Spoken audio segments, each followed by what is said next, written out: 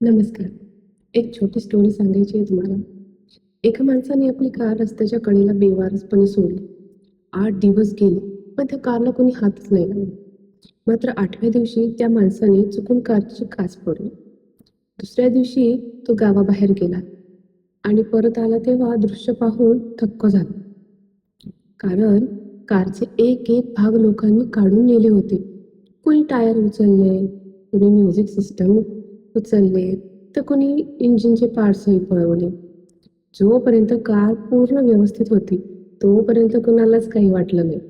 पण जशी ती तुटलेली दिसली, तसं लोकांनी त्यावर तुटून पडले.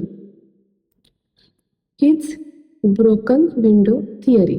म्हणजेच एखादं छोटं नुकसान, छोटी चूक किंवा तुटलेलं जाहीर झालं की लोक त्याचा गैरफायदा घ्यायला लागतात. यालाच ब्रोकन विंडो सिंड्रोम असं म्हणतात. हेच आपल्या आयुष्यातही लागू होतं. आपण मानसिकदृष्ट्या थोडे कमजोर किंवा खचलेले किंवा तुटलेले दिसलो की काही लोक आपला फायदा घेतात. बरोबर ना? त्यामुळे आपलं दुःख सगळ्यांसमोर उघड करू नका.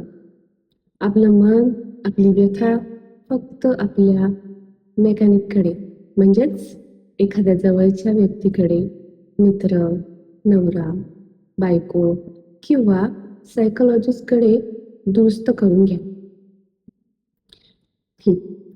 कारप्रमाणे मनही दुरुस्त होतं. फक्त योग्य हातात दिलं की पुन्हा नव्यासारखं चालू लागतं. तर तुम्हाला ही स्टोरी कशी वाटली? मोटिवेशनल स्टोरी आहे. कारसाठी नव्हती, ही एक व्यक्तीसाठी होती. पुन्हा एकदा वाचा तुम्ही, तुम्हाला लक्षात येईल की नक्की या स्टोरीतून आपल्याला तात्पर्य काय मिळतं ते. आणि मला कमेंटमध्ये नक्की सांगा आणि सबस्क्राईब करायला विसरू नका. धन्यवाद.